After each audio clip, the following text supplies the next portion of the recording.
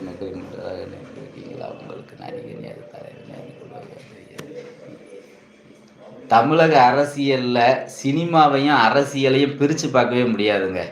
இன்னைக்கு இருக்கக்கூடிய நம்ம ஐயா முதலமைச்சர் திரு ஸ்டாலின் அவர்களும் 2-3 சினிமா நடிச்சிருக்காருங்க. அவர் ஒரு சினிமா நடிகர். அதுக்கு முன்னாடி அவர் நாடக நடிகர். இப்படி நடிப்பு துறையில இருந்து தான் அவரும் வந்திருக்கிறாரு. நம்மளோட துணை முதலமைச்சர் அண்ணன் உதயநிதி ஸ்டாலின் அவர் எப்பேற்பட்ட படம்லாம் நடிச்சிருக்கிறாரு. ரசிக்கும்படியான கடைசியாக வந்த மாமன்னன் எவ்வளோ அருமையான படம். இது எத்தனை நகைச்சுவை படங்கள்லாம் நடிச்சிருக்கிறாரு.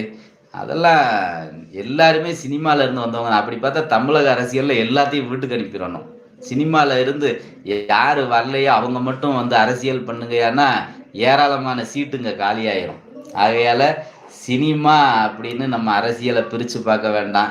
இன்னைக்கு அது ஒரு பல்கலைக்கழகம் ஆகி போச்சு. அங்கேருந்து ஈஸியாக வர முடியுது அரசியலுக்கு.